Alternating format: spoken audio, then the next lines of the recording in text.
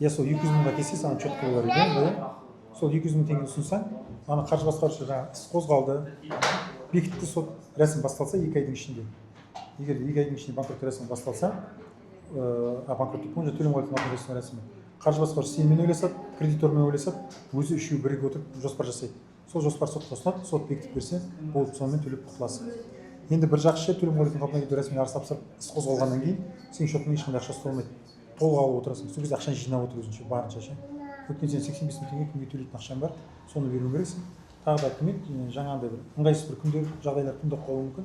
Соны жабуға сол керек болады. Түсіндің ғой? Ана 3 ай 4 ай жүрген кезде айлығыңды толық алып отырасың ғой. Сол кезде толық жинап отыруың ше. Жан жаққа таратып. Обычно черный день деп айтады сол үшін. Төлем қайтарым қалпына келтіру рәсімі деген осы. 3-4 ай дегеніміз 340 мың теңге ғой. Қаржы басқарушы төленетін ақша шамамен. Ал анау бізге төленетін ақша 80 мың 100 мың арасында, 70 мың 100 мың арасы. По идее, сен егер бұл төлем қайтарым қалпына келтіру рәсіміне шартқа отырсаң, ең главный бірінші ең стресстен құтыласың. Стресс болмайды. Сосын жаңа примерно 2 миллионға жуық шығыстан құтыласың. Мына 8 миллионның 3% сотқа төленетін ақшасы 240 мың теңге болады ғой. 3%.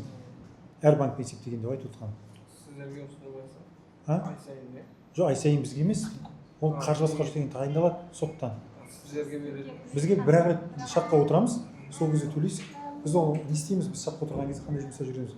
Арызды дайындаймыз, тапсырып береміз, сосын бақылап отырамыз. Азамат іс қозғалған кезде соны анықтап, кредиторлардың бәрін хабардар етеміз. Шотта аресттерін нәрсе ететіндер, бұл іс қозғалып деген сияқты.